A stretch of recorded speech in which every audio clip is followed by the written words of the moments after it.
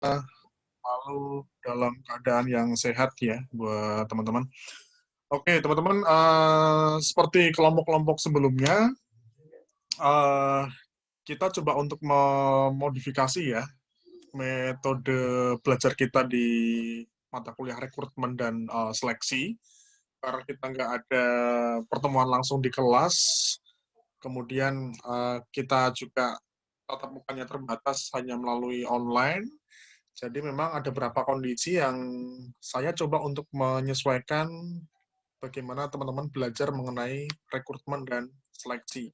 Memang sengaja saya buat semacam praktek atau mungkin ada aktivitasnya. Karena ini mata kuliah yang saya kira tidak hanya dipelajari secara teori ya, tidak hanya dipelajari secara ya hanya membaca artikel, membaca buku dan sebagainya, tapi ada aktivitasnya. Artinya teman-teman akan paham, ya semoga lebih paham dengan praktek atau mungkin dengan presentasi ini, karena ini mata kuliah yang saya kira besok kalau mau diterapkan di pekerjaan aslinya, itu saya kira harus benar-benar terampil ya untuk menjalankan teori yang Anda pelajari selama ini. Oke, jadi teman-teman, saya kira mungkin yang di kelas karyawan R2 atau R3, karena saya lihat sebagian besar memang sudah bekerja, jadi saya sih berpikir ini suatu hal yang mungkin sudah tidak terlalu asing ya bagi teman-teman ya, mengenai job desk, mengenai job spek, rekrutmen dan spek apa dan seleksi. Kalau mungkin dulu Anda sebagai objeknya yang dilakukan rekrutmen dan seleksinya, cuma nanti kalau memang Anda mau istilahnya berminat ya pindah atau mungkin transfer ke bagian HRD, ini menjadi salah satu aktivitas utama di pekerjaan HRD. Jadi seperti yang pernah saya sampaikan, nanti menyesuaikan masing-masing perusahaannya ya, teman-teman ya. Karena masing-masing perusahaan tentu punya jumlah karyawan yang berbeda, punya target kerja yang juga berbeda. Dan ini juga mempengaruhi bagaimana cara kerja HRD masing-masing perusahaan. Ada yang fokusnya spesialis, artinya satu orang hanya mengerjakan satu bidang, tapi juga ada yang generalis ya. Satu orang, dua orang bisa mengerjakan 4 sampai 5 bidang HRD. Oke, ini kelompok 3.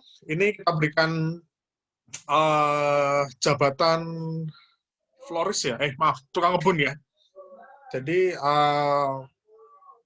bisa bermacam-macam mungkin nanti di perusahaan yang Anda cari, kebutuhan karyawannya, kebutuhan apa tenaga kerjanya. Sekali lagi menyesuaikan dengan kebutuhan apa perusahaan ya. Dan kalau di situasi yang sebenarnya memang targetnya biasanya 1 bulan teman-teman untuk mencari ya untuk mencari apa karyawan nanti menyesuaikan lagi ya masing-masing perusahaan.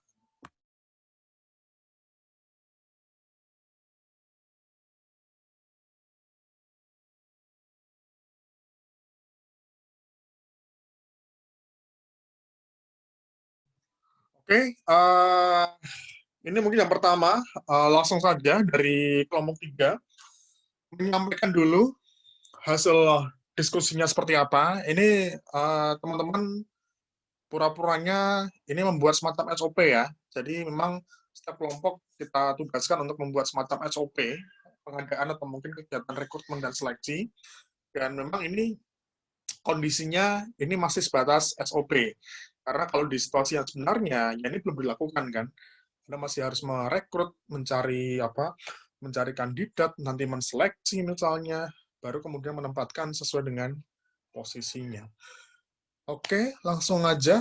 Monggo teman-teman, silakan siapa yang mau menyampaikan terlebih dahulu, disampaikan dulu. Nanti di akhir sesi kita bahas bareng-bareng ya, kita obrolin bareng-bareng. Monggo, silakan teman-teman. Siap, terima kasih Pak Fahmi. Mbak Yani mungkin bisa di present aja.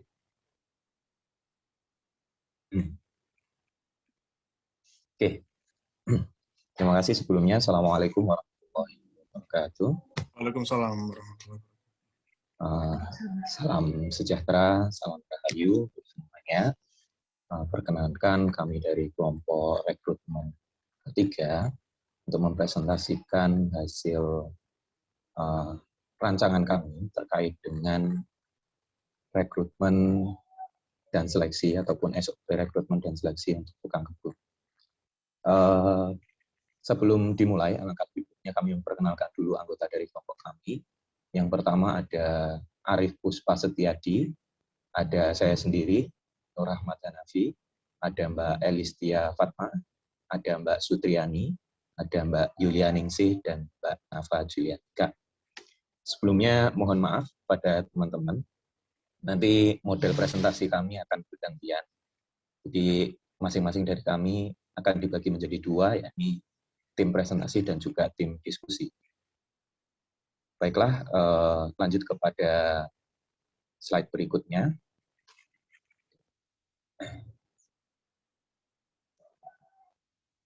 Slide berikutnya, Mbak. Ya.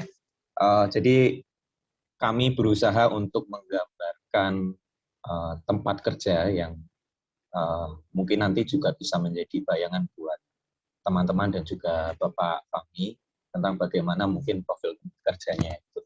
Jadi kami merasa kemarin setelah diskusi dengan kelompok, setelah melihat presentasi kelompok 1-2, kami merasa perlu ada semacam profil tempat kerja agar kita sama-sama punya persepsi yang selaras terkait dengan tempat kerjanya. Nah, di sini kami dari Hotel Hyatt Yogyakarta, ini kami berasal dari PT Setio Putra Berkarya.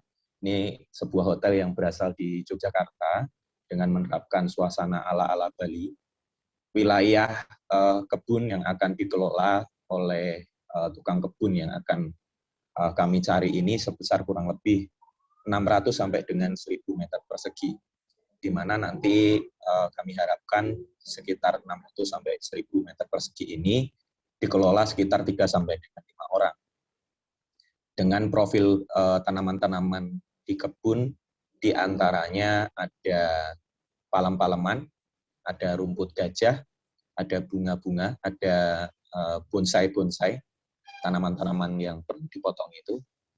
Kemudian ada pohon-pohon kelapa dan juga ilalang. Lanjut, Mbak Sutriani. Kemudian, kakak-kakak, bapak-bapak, teman-teman, saudara-saudara sekalian, kami sampaikan spesifikasi pekerjaan dari tukang kebun jabatan yang kami terima oleh Bapak Fahmi. Ya, ini nama jabatannya tukang kebun. Ikhtisar jabatannya adalah mengelola, merawat, merapikan, membersihkan, dan menanam tanaman di kebun taman yang ada di lingkungan hotel. Untuk lokasinya di Hotel Hyatt Yogyakarta. Kemudian saya persilakan kepada teman saya yang lain untuk melanjutkan presentasi.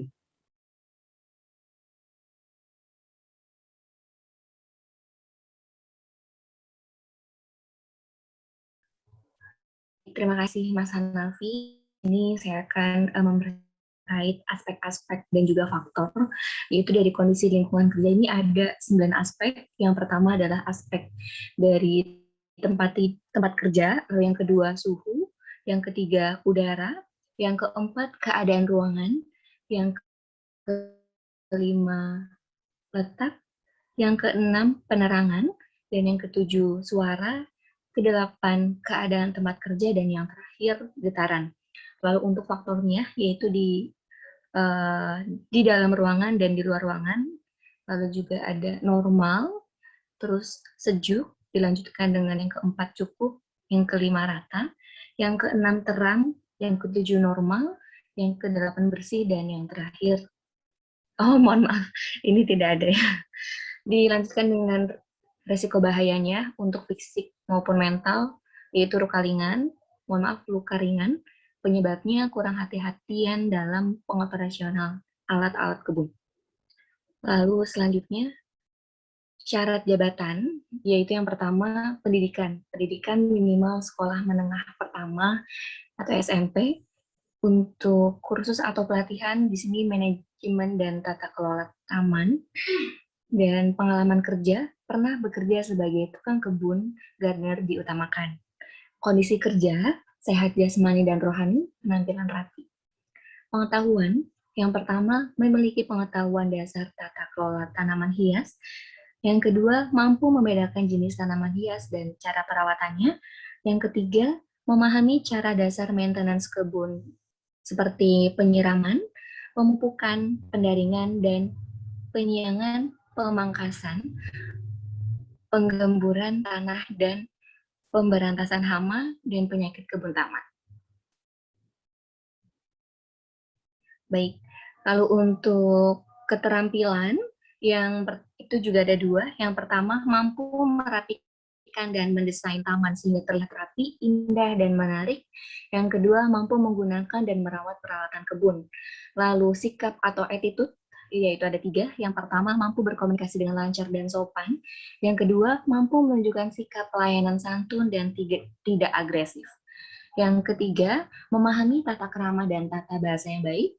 Lalu dilanjutkan dengan bakat kerja, yaitu juga ada 3. Yang pertama, intelijensi, yaitu kemampuan untuk A. Belajar secara umum, dapat menangkap atau memahami instruksi-instruksi dan prinsip-prinsip yang mendasari. Dan selanjutnya, mencapai hasil yang baik. Lalu yang kedua, bakat verbal, yaitu kemampuan untuk memahami arti kata-kata dan menggunakan secara efektif. Yang ketiga, bakat ketelitian, yaitu kemampuan dalam hal mencatat perincian, rutin, mengikuti instruksi rinci, dan langsung mengikuti aturan yang sangat baku. Selanjutnya, dilanjutkan dengan Mbak Elistia Fatma. Silakan. Belum tak on cam. Baik, terima kasih Mbak Yani. Adapun job description pekerjaan serta job kualifikasi dari tukang kebun, deskripsi pekerjaan yaitu yang pertama, membersihkan area halaman dan taman, yang kedua, merawat dan merapikan taman, yang ketiga, melakukan penyiraman, pemupukan, pendaringan dan penyiangan, pemangkasan, penggemburan tanah, dan pemberantasan hama dan penyakit kebun atau taman. Yang keempat, ada menjaga kebersihan, keindahan, dan kerindangan kebun.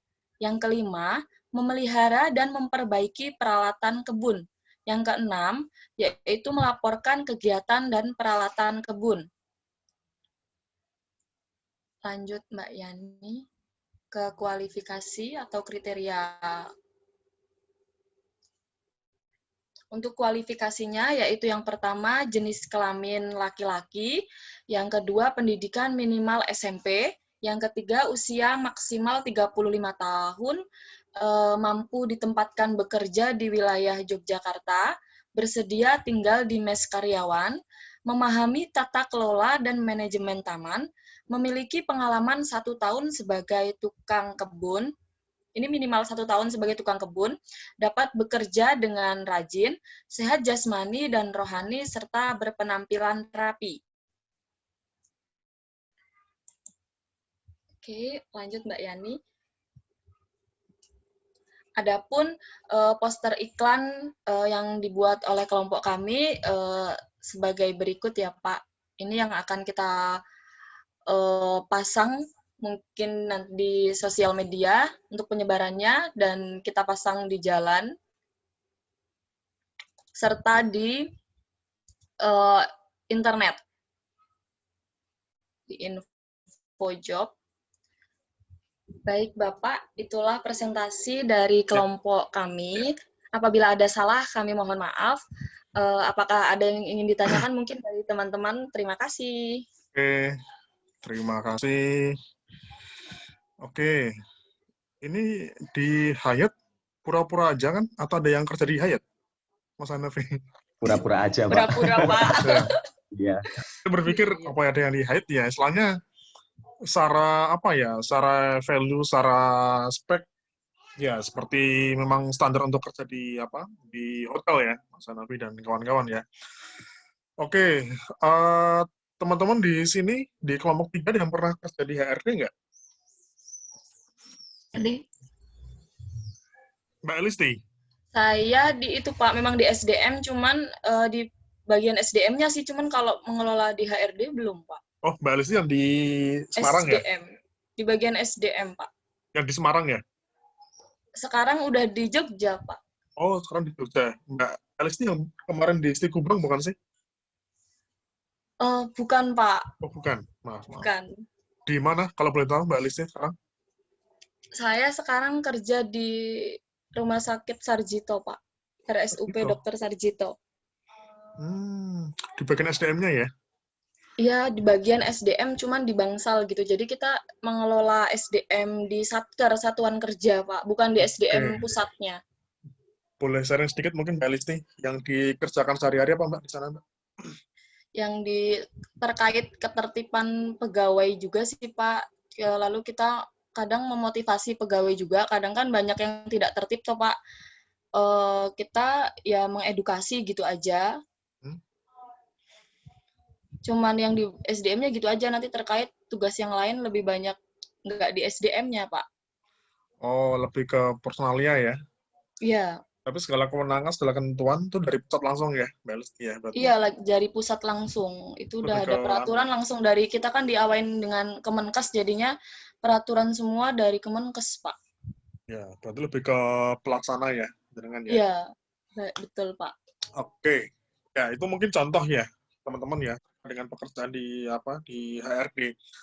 Memang kalau saya lihat di Jogja itu memang kebanyakan HRD-nya itu masih generalis ya. Artinya masih merangkap semua bidang. Dan biasanya kalau ada HRD yang hanya fokusnya ke rekrutmen dan seleksi, itu memang kebanyakan lowongannya itu di kota besar ya, di Jabodetabek, di Surabaya, atau mungkin di Semarang, dengan perusahaan-perusahaan yang memang skalanya lebih besar.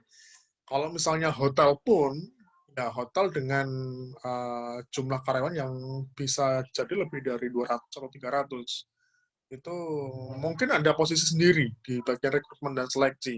Jadi yang perlu diperhatikan nanti teman-teman, ketika Anda mau kerja nanti di bagian HRD, perlu memahami kondisi perusahaannya ya. Karena arah kerja, sistem kerja perusahaan itu juga akan menyesuaikan bagaimana pekerjaan si HRD-nya.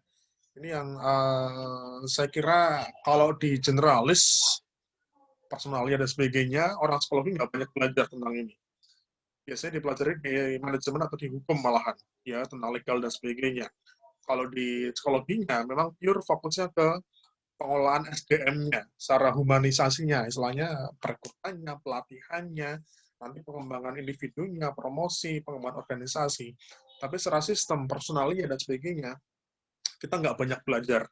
Dan itu mungkin bukan ranahnya kita ya, sebagai orang psikologi ya. Itu ranahnya lulusan hukum mungkin, ya, atau lulusan manajemen di bidang SDM.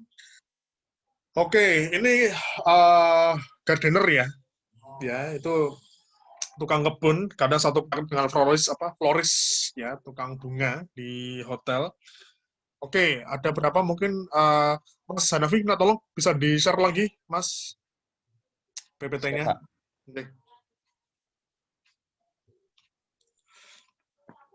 Oke, tadi saya lihat lengkap banget ya untuk untuk spesifikasinya ya. Jadi memang ini yang perlu diperhatikan lagi bahwa job spesifikasi sekali lagi, Mas Hanafi, minta tolong di bagian Mas, job spek Mas. Ya, ini aja, stop ya. Baik teman-teman, tadi untuk sebagai pengetahuan lagi ya, bahwa memang belum semua perusahaan itu punya job desk sama job spek yang sudah terstandarkan, sudah terdokumentasi. Artinya itu menjadi pegangan dan pedoman setiap perusahaan. Biasanya kalau yang sudah settle, sudah terdokumentasi dengan baik, itu memang perusahaan-perusahaan yang sudah lama, instansi, PNS, kepolisian, dan sebagainya, rumah sakit mungkin sudah punya juga, dan biasanya memang dievaluasi setiap 4-5 tahun sekali. Cuma kalau perusahaan yang masih berkembang, masih cari profit dan sebagainya, itu malah kadang nggak ada job deskripsi sama job spek secara istilahnya secara legalnya ya, karena biasanya ditulis, diketik, ya, diverifikasi, diletakkan di satu map atau buku, dan itu per jabatan, per level, karena bisa aja satu jabatan itu banyak level kan, ada staff, manager, supervisor, dan sebagainya. Ini yang besok menjadi catatan, kalau misalnya teman-teman ingin kerja di HRD, belum punya job desk, belum punya job spec, itu bisa jadi disuruh bikin dari awal. Dan itu memang butuh-butuh benar-benar perjuangan ya. Karena bikin job desk, bikin job spec secara standar per jabatan itu memang butuh waktu yang cukup lama. Saya kemarin bikin di kantor hampir 3 bulan belum selesai karena masih verifikasi, masih perlu cek dengan realnya si pegawainya. Nah, tapi kalau misalnya sudah punya, enak, tinggal jalan aja kita, bisa dijadikan pedoman ya. Oke, dan sekali lagi penentuan job desk ya. Oke, saya pengen tahu teman-teman, ini teman-teman membuat job deskripsinya ini didapatkan dari sumber mana aja? Monggo, siapa aja boleh jawab, silakan. Nah, ini bisa merancang 1 sampai 6 ini didapatkan dari mana, teman-teman?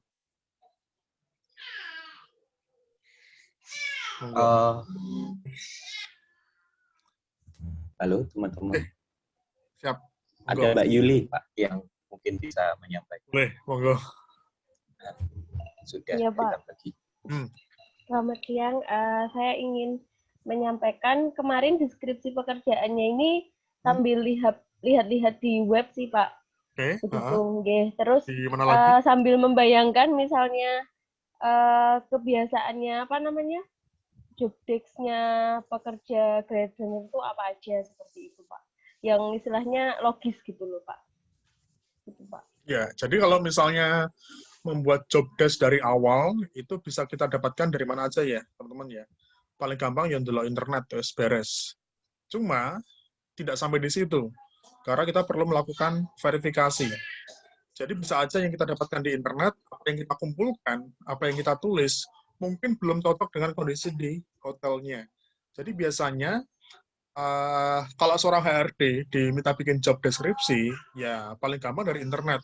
Ditulis dulu biasanya. Nah, nanti akan disesuaikan lagi dengan kondisi si tukang kebun yang lagi kerja di sana. Cocok atau enggak. Itu saja, nanti masih harus diverifikasi dengan atasan. Jadi perlu dicek mana-mana yang cocok, mana-mana yang kurang, dan sebagainya. Sampai benar-benar jadi job deskripsi yang standar.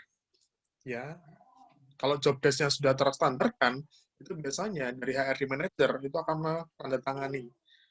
Ya, ini bayangkan aja, ini baru 1 jabatan ya. Besok kalau di tempat Anda ada 20 jabatan, ya Anda akan bikin 20 job deskripsi, 20 job spesifikasi. Nah, ini asumsinya ya, ini dari kelompoknya Mbak Yuli, Mas Hanafi, dan kawan-kawan, ini kan job desk-nya sudah terstandarkan. Ya, ini adalah job desk standar seorang tukang kebun di Hotel Hyatt. Dan inilah yang nanti akan menjadi pedoman untuk pengelolaan SDM yang ada di Hyatt, terutama di bagian tukang kebun. Nanti untuk kompensasi bisa, untuk kebutuhan pelatihan, upgrading juga bisa. Jadi untuk promosi juga bisa. Karena biasanya job desk itu menjadi standar, menjadi pedoman apakah si karyawan sudah bekerja sesuai dengan job desk-nya atau belum. Dan ini masih standarnya ya, teman-teman ya. Kita belum bicara target, belum bicara standar kinerja. Jadi besok kalau misalnya ada diminta untuk bikin semacam penilaian kinerja, ini gambaran aja. Masing-masing job desk ini, 1 sampai 6 ini, biasanya teman-teman akan diminta untuk membuat target atau standar kinerjanya. Misalnya, merawat dan merapikan taman. Biasanya, nanti ada target ya, si tukang kebun dikatakan baik atau berhasil ketika merawat dan merapikan taman, itu seperti apa standarnya. Kemudian menjaga kebersihan, keindahan, dan kerindangan kebun. Ini ada targetnya. Dan masalahnya memang ada beberapa profesi yang targetnya itu soal angka.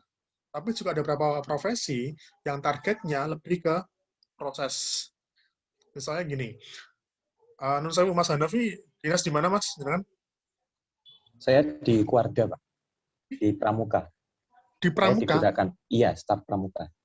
Sebagai apa, dengan Mas? Saya staf, Pak. Staf apa? Staf Pramuka. Staf Pramuka. Saya di kuartir daerah, iya. Satu job desk-nya apa, Mas? Contoh, jangan. Satu contoh. Kalau kebetulan di sekretariat keluarga itu semuanya diayai, Pak. Kebetulan kan kalau staf kan kesekretariatan terutama. kayak di bagian kesekretariatan. Terus kalau misalkan ada kegiatan-kegiatan kayak gitu, kita juga mengelola yang operasional. Jadi sebenarnya juga udah beberapa kali ya kayak gini, tapi nggak sedetil ini Pak. Maksudnya rekrutmen kayak gitu. Berarti kayak Buat ngurusi surat kegiatan. masuk, surat keluar gitu ya, maksud itu ya? Kalau saya di bagian ini Pak, Bina Muda. Jadi di bagian pengelolaan yang anak usia SMP, kuliah, SMA. Ya. Ya, itu sih Mas. Memang kadang ada beberapa organisasi yang secara job desk belum terlalu jelas ya, belum terlalu detail. Itu yang Iya, kadang mungkin pernah mengalami teman-teman, ketika kita berhasil melakukan satu job desk, berhasil, sukses, yuk ditambah-tambah gawean ya Mas. Itu kadang nggak enak sama nggak enak di diri karyawan ya. Oke, Iya, Pak. kemudian terkait dengan job spec ya, teman-teman ya. Mas bisa diarahkan ke job spec. Ini mungkin penulisannya balik ya. Yang pertama job desk dulu, yang kedua job spec dulu ya. Karena Iya. acuan untuk membuat job spec itu adalah job desk-nya. Nah, untuk job spesifikasi, sekali lagi teman-teman, kalau misalnya membuat job spesifikasi, pertama, sudah pasti kita menyesuaikan dari job description-nya. Yang kedua, kita melihat dari kultur atau mungkin value sebuah perusahaan. Jadi yang kita tentukan seperti ini, misalnya katakanlah usia, latar belakang, fisik, dan sebagainya, pengalaman, tidak hanya soal job desk, tapi juga soal budaya perusahaan, soal nilai dari sebuah perusahaan. Oke, misalnya ini siapa saja belum jawab ya. Tadi saya lihat terkait dengan job spec ya sama job desk-nya memang lumayan detail ya teman-teman ya. Untuk seorang tukang kebun. Nah, saya pengen tahu teman-teman di sini, kenapa kok menentukannya minimal SMP? Apakah dengan minimal SMP sudah bisa mewakili pekerjaan tadi, atau secara kompetensi, secara kemampuan, sudah bisa sesuaikah dengan apa yang diharapkan sama teman-teman dari HRD ini? Nah, monggo silakan. Apakah minimal SMP sudah cukup?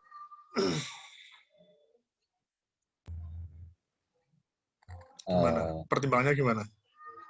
Mbak Yulia dulu, nanti saya tambahkan Mbak Yulia. Oh iya, izin menanggapi. Oke, monggo, Kemarin itu sebenarnya kan kita juga masih bimbang kan antara SMP SMA, cuman lebih ke SMP karena SMP itu juga yang dibutuhkan di sini kan lebih ke tenaga ya Pak ya, ke fisik dan jadi kita melihat SMP itu sekarang pun udah bisa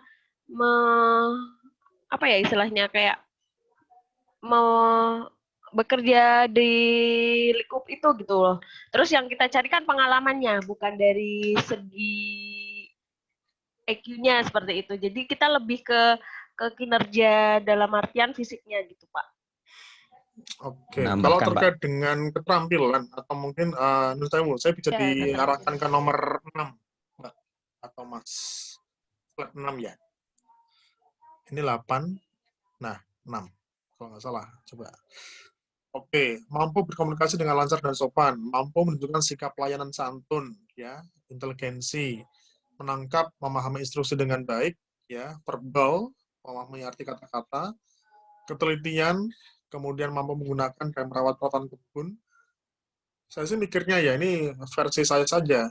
Dengan kondisi hanya lulusan SMP, apakah bisa memunculkan beberapa sikap dan keterampilan ini kira-kira? Izin menjawab, Pak? Monggo, Mbak Sutriani, J. Baik. Jadi kenapa SMP? Kenapa itu juga nanti nggak SMA? Terkait untuk bakat kerja seperti kemampuan berbicara dengan baik dan juga attitude, itu kan nanti akan jadi pertimbangan saat kita wawancara. Kita apalagi dengan dia yang memiliki pengalaman 1 tahun menjadi tukang kebun. Nah, di mana berarti dia harusnya dia udah mempunyai hal-hal tersebut itu di pekerjaan sebelumnya, sebelum dia melamar ke pekerjaan sekarang. Itu jadi pertimbangan. Kenapa SMP juga?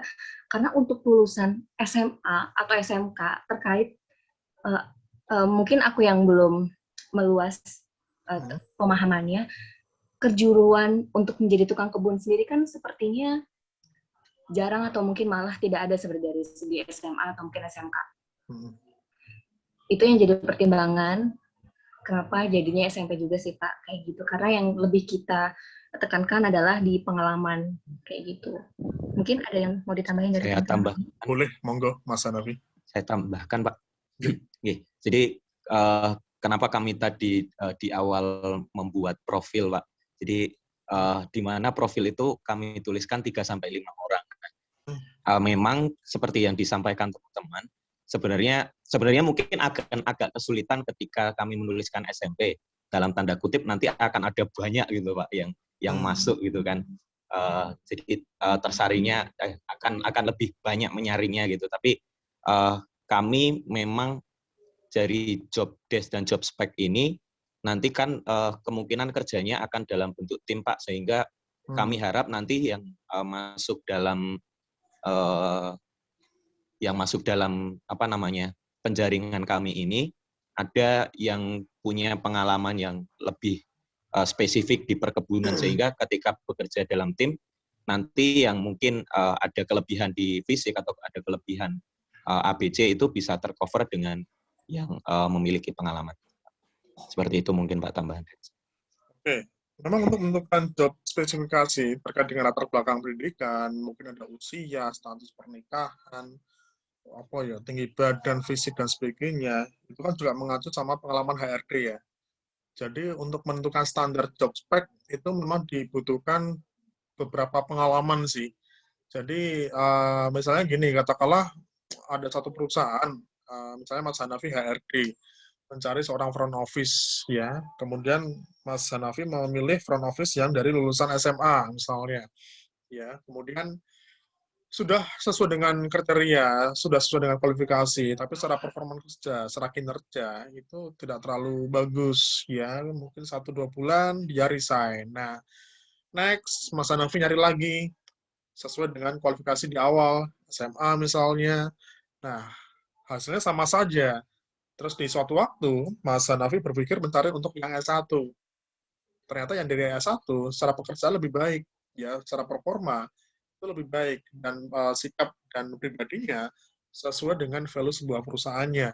Nah, pada akhirnya Mas Hanafi punya patron ya, wes nek goleki front office S1 wae. Karena selama ini kalau misalnya kita menentukan dari SMA, SMK, pekerjaannya nggak terlalu bagus, nggak terlalu produktif. Pada akhirnya disepakati. Akhirnya front office, wes kita nyari yang S1 karena berbekal pengalaman. Karena pengalaman untuk mencari yang SMA, SMK itu nggak terlalu bagus. Kemudian pertama itu ya teman-teman ya. Yang kedua biasanya soal budaya tadi, budaya perusahaan. Memang non sewu ya. Kalau tukang kebun itu kan mungkin pekerjaan yang agak rendah ya. Tapi memang biasanya ada pekerjaan-pekerjaan yang non sewu, yang agak rendahan, itu sekali lagi memang harus disesuaikan dengan konteks budaya perusahaan. Sehingga kadang walaupun misalnya pekerjaannya rendahan, tapi kita mencari orang yang punya speknya yang agak bagus secara kualifikasi. Kita ambil contoh satpam bank ya. Tentu udah sering ke bank, teman-teman ya. Jadi di pikiran kita satpam itu kan, pekerjaan yang mungkin menurut saya ya agak rendahan ya, karena hanya menjaga keamanan dan sebagainya. Setahu kita kan mungkin di pabrik, di sekolah, ya satpam seperti itu aja. Tapi ketika kita masuk di bank, agak berbeda. Karena tugasnya nggak hanya menjaga keamanan, tapi juga melayani si nasabah. Sampai mengarahkan, memandu untuk mengisi form-form ya, untuk penarikan atau untuk penyetoran dan sebagainya. Makanya nggak heran, secara kualifikasi, di bank satpamnya itu biasanya kan ganteng-ganteng ya, gagah-gagah. Yang cewek pun cantik-cantik. Saya pernah ke BPD teman-teman. BPD yang di pusat ya, yang di Bumijo, dekat Tugu. Pas masuk dipandu sama security, ya, perempuan. Cantik teman-teman. Saya kira malah front office-nya. Ternyata memang dia satpam gitu loh. Jadi, ya, sekalian observasi ya. Mbak kok ya, selain security satpam tapi memang cantik. Waktu itu belum COVID ya, masih terbuka maskernya. Jadi secara attitude ya mengarahkan si nasabahnya untuk mengisi dan sebagainya, seperti front office SPG kayak gitu. Jadi mungkin di tempat yang lain berbeda. Nah, ini yang pada akhirnya harus menyesuaikan lagi. Kemudian memang ada beberapa profesi, ada beberapa eh, pekerjaan itu kita pakai tenaga outsourcing, ya. Di hotel-hotel yang sudah besar, memang biasanya untuk florist, gardener, housekeeping, warehouse, dan sebagainya, itu memang biasanya pakai outsource. Karena mereka nggak mau ribet biasanya. Nggak mau ribet, terus kadang menganggap ini pekerjaan receh ya, istilahnya ini nggak usah HRD turun tangan deh, kita nyewa aja istilahnya, pakai perusahaan penyedia tenaga kerja lah misalnya. Di Jogja memang sudah banyak, tapi saya nggak tahu, nah florist sama gardener kayaknya belum banyak. Yang di Jogja banyak kan kalau nggak OB security ya, itu memang sudah banyak. Tapi memang di Jakarta itu sudah banyak teman-teman. Ya, jadi perusahaan PT yang menyediakan tenaga kerja fokusnya di hotel. Ya, kita tahu ya di Jakarta kan hotel-hotelnya internasional. Dari ya Ritz-Carlton dan sebagainya, ada Hotel Mulia, itu kan mereka biasa menggunakan mitra perusahaan yang menyediakan tenaga kerja khusus di hotel. Dan biasanya memang sudah terstandarkan. Nah, ini kan berarti teman-teman yang di kelompok 3 ini kan meng-hire sendiri kan. Artinya agak dibedakan ketika kita meng-hire sendiri sama menggunakan jasa outsourcing. Kalau misalnya menggunakan jasa outsourcing, bisa aja orang ini dikembalikan, karena terlibat dengan kontrak. Tapi kalau misalnya meng-hire sendiri, berarti nanti misalnya Mas Hanafi sebagai manajer HRD, perlu memikirkan jenjang karirnya si tukang kebun ini. Karena tukang kebun ini, dia bukan outsourcing, dia di-hire langsung sama hotel. Artinya, dikontrak langsung sama hotel. Dan teman-teman mungkin perlu mengupgrade nantinya, karena saya ambil contoh di kampus ya, di kampus 1. Ya, di kampus 1 itu banyak staf-staf TU di tempat kita yang dulunya mereka mungkin sekitar 5 sampai 7 tahun yang lalu itu jadi OB, jadi security, ya, jadi pekerja-pekerja yang menurut saya memang agak rendahan gitu. Kemudian seiring waktu berjalan, memang ada beberapa orang-orang yang performnya bagus. Kemudian ditawari untuk posisi yang lebih tinggi lagi. Sehingga banyak staff-staff di tempat kita itu dulu teman-teman yang mereka jadi OB, mereka jadi security dan sebagainya, driver juga ada yang akhirnya jadi staff. Jadi ini sebagai gambaran aja, karena kalau misalnya Anda meng-hire sendiri, ya nanti besok ke depannya Anda perlu bertanggung jawab terkait dengan kelangsungan kontraknya dia. Tapi misalnya hanya outsourcing, ya wes tinggal kontrak aja, 2 tahun, 3 tahun, itu nggak namanya outsourcing ya. Makanya kadang mengantisipasi atau mungkin istilahnya mengawinkan ketersediaan SDM, ya kadang beberapa hotel mewah itu menggunakan warga sekitar untuk dipekerjakan di situ. Itu juga bisa dilakukan. Ya. Kemudian terkait dengan latar belakang ya, pendidikan ya. Saya nggak tahu ya, kalau mungkin saya kan mungkin hampir dulu ya, beberapa tahun yang lalu kan memang di bagian rekrutmen saya, sering menemui orang-orang dari latar belakang pendidikan tertentu, ya SD, ya SMP, yang SMA, itu kelihatan kok teman-teman, mana yang lulusan SMP, mana yang lulusan SD, dan mana yang lulusan SMA.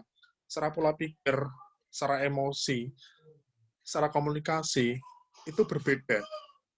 Jadi walaupun, ya makanya ini tergantung dari pengalaman ya, walaupun dia punya pengalaman banyak, punya keterampilan yang baik, tapi dasarnya dia hanya lulusan SD, itu kelihatan. Problem solving-nya kelihatan. Ya, anak yang lulusan SMA, jelas ya, dia punya mindset, dia punya pola pikir yang runtut, tapi lulusan SD, soal komunikasi kadang dia nggak bisa, dan sebagainya. Cuma memang ya nggak semua orang seperti itu ya. Ini berbekal dari pengalaman juga. Makanya kan sekarang banyak yang mereka beralih ke S1 biasanya, dengan resiko menaikkan dari sisi gajinya. Banyak beberapa perusahaan-perusahaan di Jakarta yang tadinya mungkin hanya diperuntukkan bagi SMA, SMK, itu lebih memilih sarjana. Karena pertimbangan pengalaman lagi ya. Kayak misalnya saya dulu, ini ada yang SMK nggak teman-teman? Mas Hanafi, Mbak Sutriani, Mbak Yuda, atau Mbak Listi, ada yang SMK? SMA semua ya berarti ya? Saya Mas SMA, Hanafi Pak. SMA ya? Saya SMA, Pak. SMA, Pak. Iya, saya SMA, Pak. saya SMK. Ada yang SMK? Saya Sutriani, SMK Pak. akuntansi. Oh, Mbak Sutriani SMK? Nah, akuntansi, Pak. Oh ya. Menurut saya di mana Mbak SMK-nya, Mbak? SMK-nya di Jakarta, Pak. Oh, di Jakarta. Maaf. Di Jakarta Iya. mana? Di Jakarta Utara. Oh, Jakarta Utara. Dulu, saya di Jakarta, Mbak Sutriani. Saya sering banget nyari anak SMK dulu. Jadi, kalau di Jakarta Utara, dulu saya sering ke Pluit, Mbak, sama ke Tanjung Priok. Jadi, Oh iya, Pak. Saya juga di Tanjung Priok. di Prioknya jenengan? Maksudnya kecamatan Priok juga sih, Pak. Oh, iya. Priok juga dulu jajan saya juga. Jadi, teman-teman, dulu saya kerja di store ya, di toko. Dari hasil pengalaman memang, dari HRD sebelumnya, dulu saya berpikir lebih memilih lulusan SMK daripada lulusan SMA. Karena secara motivasi, secara pola pikir, secara apa ya, bagaimana dia adaptasi dengan lingkungan, itu lebih baik SMK daripada SMA ya. Karena kalau di SMK itu kan ada prakrin ya, ada istilahnya praktek kerja industri. Dia mendapatkan pengalaman kerja di lapangan. Terus di sisi yang lain, ini menurut saya ya, ini persepsi saya ya, karena SMK itu memang kebanyakan orang dari latar belakang menengah ke bawah ya, daripada SMA. Sehingga motivasi untuk kerja itu melebihi dari yang anak SMA. Karena yang SMA, orientasinya langsung kuliah. Tapi kalau yang di SMK, orientasinya mungkin kerja dulu. Sehingga pada akhirnya di tempat saya lebih memilih anak SMK daripada SMA. Nah, ini sekali lagi memang karena ini masih SOP awal, ini kalau misalnya besok akan dijalankan ya, istilahnya pura-puranya Mas Hanafi jadi manajernya HRD High Total ya. Ini kan perlu dievaluasi tuh, Mas. Nah, misalnya ada kebutuhan untuk tukang kebun, ya wes direkrut, nanti dilihat setahun seperti apa, 2 tahun seperti apa, akan jadi patokan nanti ke depannya. Oh, saya SMP lah, SMP udah bagus kok kerjanya, udah bisa ditrainingkan. Tapi ternyata, nah dari hasil evaluasi kurang bagus, ya mungkin harus beralih, misalnya ke SMK atau ke SMA. Mohon izin, Oke, Pak. ada yang mau Berarti ditanyakan dulu, teman-teman? Silakan. saya, Pak, Mas. mohon izin. Berarti kalau standar-standar khususnya terkait dengan pengalaman pendidikan itu memang diambil salah satunya dari apa kira-kira logikanya. Yang kedua, logika dia secara psikologis, mungkin pendidikan cara berlogika dia. Yang kedua, nilai-nilai dari perusahaan. Yang ketiga, dari pengalaman HRD-nya sendiri ya, Pak. Jadi itu yang saya kira ya itu tadi sih, karena mungkin perusahaannya masih berkembang ya. Kalau perusahaan masih berkembang, masih coba mencari sistem, itu kan juga dari HRD-nya, dari sisi pekerjaan HRD-nya kan juga masih mencari celah, cari jalan Mas, cari sistem. Jadi besok kalau misalnya Mas sudah settle, teman-teman kerja di perusahaan yang sudah bagus, sudah TBK, itu biasanya memang perusahaan punya beberapa channel untuk mencari tenaga kerja. Ini yang biasanya HRD punya relasi ya, agen, tanda kutip, agen penyedia tenaga kerja, dan memang sudah pengalaman bertahun-tahun. Kayak misalnya saya dulu, share info sedikit aja teman-teman, saya pernah di kontraktor, ya di kontraktor jalan raya, selama 2 tahun, kerja di rekrutmen. Bos saya, direksi saya, pada akhirnya punya tenaga kerja favorit. Jadi biasanya kalau kita nyari engineer, kita kalau nyari engineer di kontraktor itu banyak Mas Mbak. Jadi setiap bulan atau setiap 3 bulan, kita butuh paling nggak 10 engineer. Dan kita langsung terjun ke kampus. Jadi nggak pasang info di internet, tapi kita langsung datang ke kampus, ke source-nya, untuk mencari tenaga kerja yang ada di situ. Lulusannya biasanya. Nah, buat saya, itu selalu mintanya ke Solo, teman-teman. Bos saya orang Bandung, ya, dia selalu kesengsem, selalu suka dengan kerjanya, kinerjanya orang-orang yang dari Solo Raya ya, dari Boyolali, Solo 3, Wonogiri, Sragen dan sebagainya. Makanya nggak heran dulu setiap 2 bulan sekali saya disuruh ke Solo nyari engineer. Kalau nggak di UNS, di UMS. Karena mereka menganggap, bos-bos kita itu menganggap orang Solo kerjanya bagus. Malah kita nyari di Jogja, itu nggak dapat yang bagus malah dulu gitu. Karena yang kuliah di Jogja, itu kan kebanyakan seluruh Indonesia ya. Tapi yang kuliah di Solo, itu kebanyakan orang-orangnya dari Solo Raya biasanya, teman. Gerobokan, Ngawi, ya, Solo 3, Klaten. Nah, karena mungkin ya itu tadi ya, lebih nerimo ya. Nah, makanya sekarang banyak perusahaan-perusahaan di Jakarta itu lebih senang nyari orang Jawa, teman-teman. Memang agak rasis ya. Karena mereka membandingkan orang Jawa dengan orang-orang yang lain. Orang Jawa itu lebih bagus kerjanya, katanya gitu. Tapi kadang mereka berpengalaman, nyari orang Jakarta, wah sering resign. Nyari orang Surabaya, nyari orang Sumatera, banyak maunya. Terus lah, orang Jawa, orang Jawa, selain nerimo, istilahnya mau digaji berapa aja, belum ya. Mas, kamu gajinya 2 juta ya? Oh, siap, matur nuwun. Nah, orang Jawa kayak gitu kan biasanya kan. Kadang kita nemui, mohon maaf ya, saya pernah punya pengalaman dengan orang Sumatera, mohon maaf sekali, ya, kadang minta gaji gede, padahal standarnya ya segitu. Mas, gajimu 2 juta ya, bisa 5 juta nggak, Pak? Dia belum punya pengalaman, baru lulus, tapi minta 5 juta, nah, saya kayak gitu. Tapi ketika orang Jawa, gajimu 2 juta nggih, Mas, Mbak, oh, Pak, siap, nggih, nggak apa-apa, matur nuwun. Terus nerima-nerima wae. Kayak gitu, teman-teman. Jadi memang nanti berbekal pengalaman ya, depannya ya. Oke, ada lagi mungkin teman-teman? Pak, izin bertanya, Pak. Gimana? Izin, siapa yang mau tanya? Saya dulu Boleh. Dulu ya. Ini mungkin PPT-nya bisa di stop dulu, Mbak, Mas, biar nggak terlalu berat. Mbak Yani. Sutriani, mau di stop? Mohon maaf, share screen-nya di stop ya? Di stop dulu aja. Iya, Yan. Oke, gimana Mbak Yuli? Izin bertanya, Pak. Sebenarnya kalau bawaan orang itu sebenarnya pertimbangannya apa lebih besar ya, Pak ya? Dalam tanda kutip kekuatan orang dalam. Biasanya itu sih Mbak, biasanya relasi sih. Jadi orang-orang yang bawa dalam itu orang-orang yang punya posisi yang agak tinggi. Itu ya wes, kita sebagai HRD nggak bisa ngelawan. Jadi kadang ponakannya direksi, sepupunya manajer, ya wes, istilahnya itu yang menjadi tantangan buat kita sih sebagai HRD, konflik. Kita bisa aja nemuin konflik ya, karena kita HRD, kita rekrutmen, itu punya standarnya. Kita idealis loh. Kita punya patokannya toh. Mau nyari orang ya seperti ini. Tapi kadang ada titipan. Artinya ada titipan nyari orang yang seperti ini. Misalnya gini, ya saya pernah di toko ya, pernah kerja di retail. Tahu lah teman-teman ya, kalau di retail, di toko, di mall dan sebagainya itu kan penampilan nomor 1 ya. Jadi misalnya kita mau merekrut store crew-nya, orang-orang yang di store-nya, atau mungkin di back office-nya, itu kadang agak sadis soal penampilan.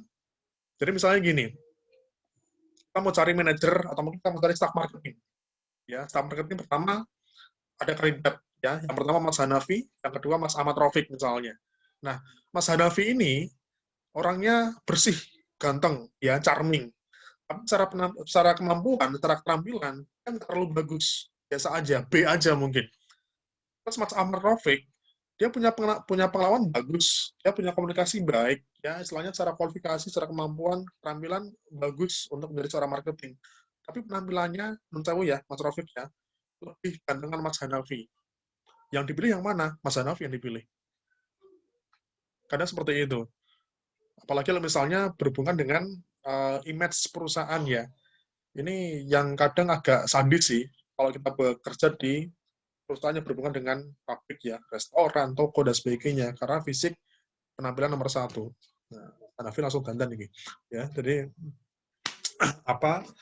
itu yang jadi kadang konflik sih, Mbak Juli. Jadi ya pernah aja saya dapat titipan ya, pas ngerekrut terus disodori, ini direkrut ya, ini yang punya tanah nih, Selainnya ponakannya yang punya tanahnya perusahaan direkrut.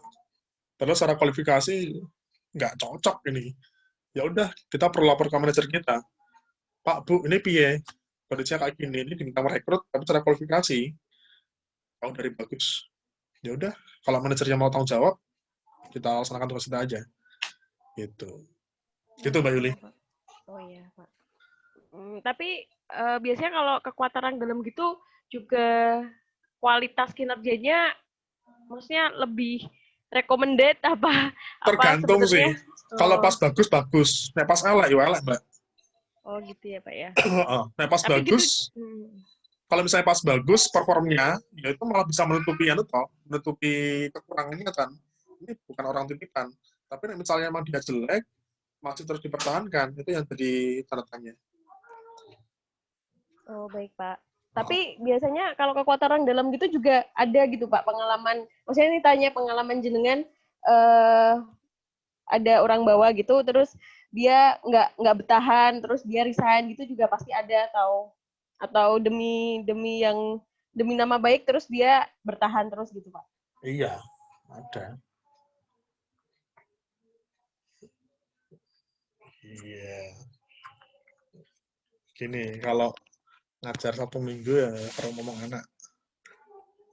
Nggak apa-apa. Kalau yang ngomong cuma sampai hari Jumat. Jadi itu sih teman-teman kalau misalnya di rekrutmen seleksi ya. Mungkin gini sih, teman-teman kalau misalnya masih mau pindah ke HRD, ya ini saya nggak tahu ya, karena mungkin masing-masing sudah punya jalan karir masing-masing ya, dan punya target kerja juga masing-masing. Tapi kalau misalnya mas-mas mbak-mbak pengen pindah jalur ke HRD, saya nggak tahu. Kalau misalnya ada resign, terus pindah ke perusahaan yang baru, apakah dipertimbangkan atau enggak? Karena biasanya sekarang banyak HRD, banyak perusahaan yang nyarinya tuh semudah mungkin, secepat mungkin. Ini banyak perusahaan yang kena COVID, ya, jadi mengharuskan beberapa perusahaan tuh harus lari kencang ya. Tapi mau nggak mau kan ada pengurangan. Terus orang-orang yang punya potensi itu double job, bahkan triple job.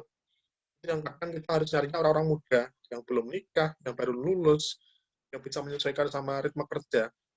Makanya wah ini ambiar banget ini, yang kerja di mall, kerja di restoran, beberapa teman saya di HRD di PHK ya. Ini menjadi tantangan sih. Jadi next time mungkin teman-teman misalnya sudah berkarir walaupun sudah settle, perlu cadangan ya, nyari penghasilan di luar kantor ya, entah wira swasta, entah mungkin cari job-job lain. Jadi istilahnya yang tetap pun banyak yang di PHK itu loh. Kayak gitu. Ada lagi teman-teman? Pak izin bertanya Pak. Monggo Mas, Priwon. Saya ada beberapa pertanyaan Pak. Nggak dengar ya Mas saya tanyakan. Yang pertama adalah bagaimana sih Bapak? Apa sudah jelas Pak? Nggak dengar Mas, sorry. Benar, pertanyaan di chat aja Pak Mas. Suaranya jadi kemeresek. Sebentar Pak, tanya headset dulu Pak. Oh ya, siap. Ya,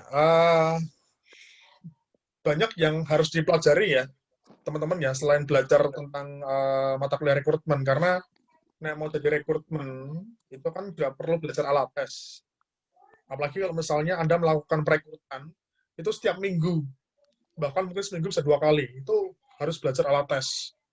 Karena ya wes, Anda hampir setiap minggu ngetes, harus pinter, harus paham prosedur alat tes, scoringnya ya paling nggak ya, karena Anda baru sarjana.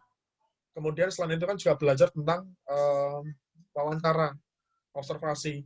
Nanti ada seleksinya, Anda perlu wawancara kerja, Anda perlu observasi.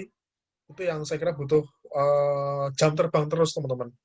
Karena kalau sekali 2 kali, saya kira mungkin tetap kurang terampil ya. Tapi Anda setiap hari ngetes, Anda setiap hari wawancara, wah, insya Allah wis hafal nanti Mas Mbak.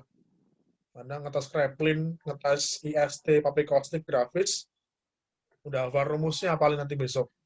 nggak perlu lihat buku panduan, nggak perlu lihat scoring, karena memang sudah sering ya. Nah, itu pada akhirnya kan menjadi apa ya? Menjadi kemampuan yang melekat dalam diri kita toh. Pripun Mas Rafiq? Ya Pak, apakah sudah jelas Pak suara saya Pak? Iya, jelas Mas. Nah, saya ingin bertanya terkait outsourcing Pak, yang tadi sempat disinggung Bapak. Bagaimana sih Pak pendapat Bapak terkait penyedia jasa outsourcing? Apakah lulusan S1 nanti psikologi khususnya bisa nggak sih dia membuka suatu perusahaan outsourcing? Nah, terus bagaimana sih Pak tips and triknya untuk membuka perusahaan tersebut? Kemudian dari segi karyawan yang masuk di outsourcing nih Pak, dengar-dengar kan kalau kayak outsourcing gitu kan nggak bisa kejelasan status jadi karyawan tetap gitu ya Pak ya? Yo. Nah, itu ya, bagaimana? soalnya nganu sih Mas, Gitu. outsourcing itu kan plus minus ya. Istilahnya plusnya memang bisa memfasilitasi orang-orang untuk mencari pekerjaan dengan cepat. Karena biasanya lowongannya banyak. Tapi pada akhirnya mereka nggak bisa menggantungkan karir itu, nggak bisa menggantungkan karirnya pada perusahaan tersebut. Ya, outsourcing itu nggak ada jenjang karirnya. Kamu misalnya wis dikontrak 2 tahun, ya wis kontrakmu cuma 2 tahun.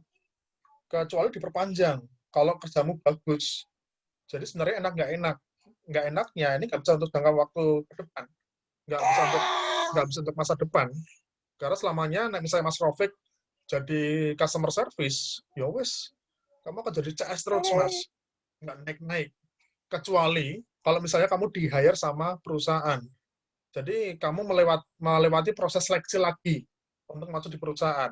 Itu oke. Tapi untuk dijadikan tetap memang nggak bisa. Kemudian terkait kalau misalnya untuk buka outsourcing, ini mau sampai di batasan mana dulu? Kita hanya melakukan perekrutan, menseleksi, atau sampai melakukan training. Di banyak ya lembaga-lembaga penyedia tenaga kerja kayak gitu ya. Ya kayak VETS ya, kayak Sincor misalnya. Terus kayak kayak beberapa provider ya. Kalau S1 memang menurut saya agak nanggung. Karena kalau misalnya Anda mau langsung terlibat untuk melakukan seleksinya, untuk melakukan pelatihannya, itu harus S2, Mas. Karena S1 itu kan baru sebatas ngetes saja sama scoring. Tapi sudah S2, itu sudah legal. Anda sudah bergelar psikolog, ya, dan bisa membuat laporan psikologis. Nah, tergantung kita batasannya mau sampai di mana.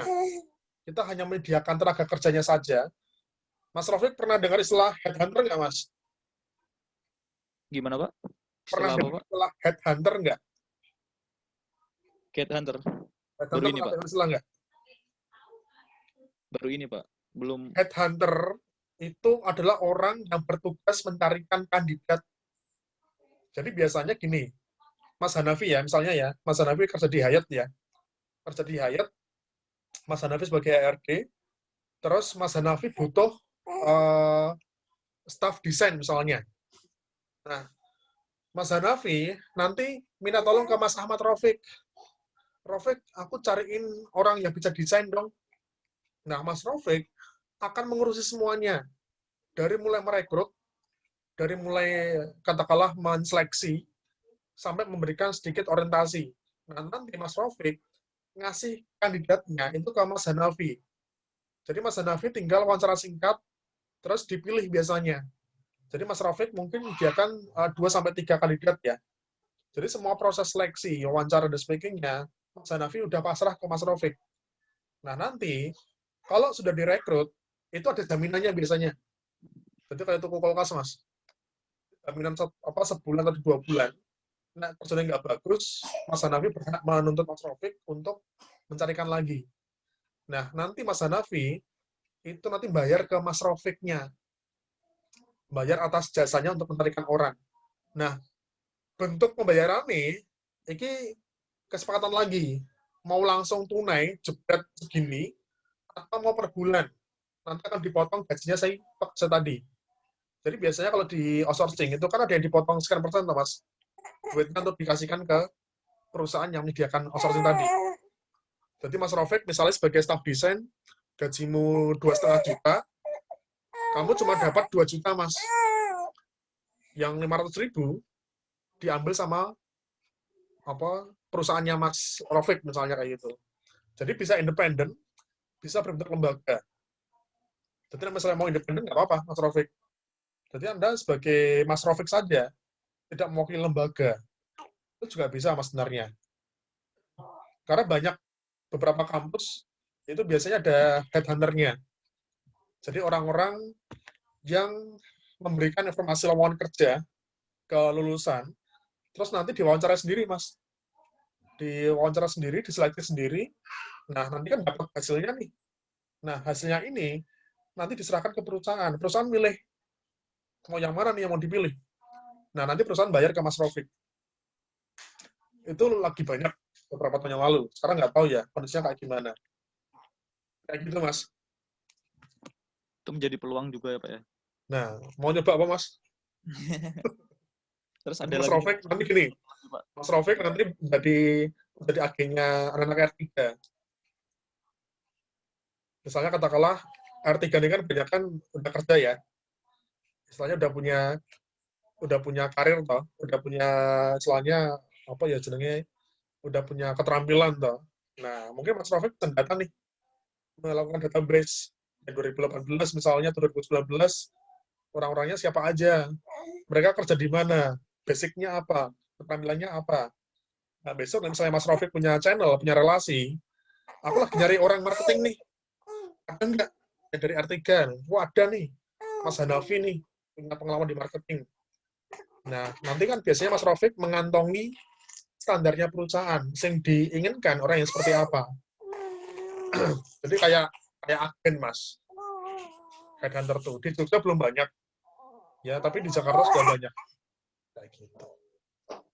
Nih, Pak, satu lagi Pak, nih Pak, terkait mahasiswa R3 yang ngambil di psikologi. Kalau mau jadi HRD kan otomatis tidak memiliki CV pengalaman kerja sebagai HR ya Pak ya sebelumnya. Bagaimana sih menurut Bapak terkait ketika mahasiswa R3 mengambil program magang gitu Pak untuk membentuk CV yang baik? Kalau misalnya juga, teman-teman pengen di HRD, pengen di rekrutmen, seleksi dan sebagainya, Anda merasa belum punya pengalaman, itu nggak apa-apa.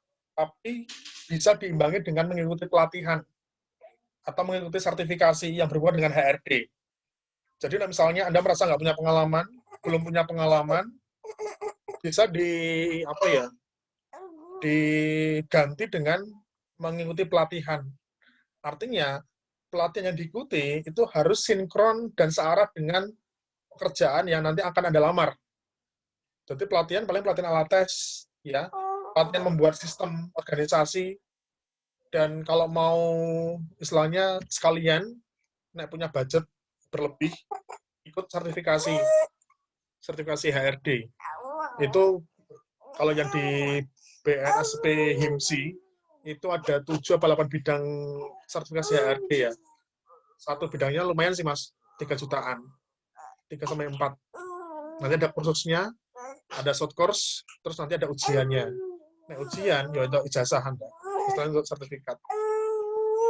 Kayak gitu. Itu ya, teman-teman ya. Nanti kalau misalnya kita pengen ngobrol, ada beberapa hal yang mau disampaikan, nah, mungkin bisa kita ketemu aja nanti, sambil cari tempat ngopi-ngopi, nanti monggo deh, kita sambil ngobrol-ngobrol. Oke, gitu aja paling teman-teman, ya, yang mungkin bisa saya sampaikan. Ini coba saya rekam ya, nanti hasil rekamannya saya share di grup, ya.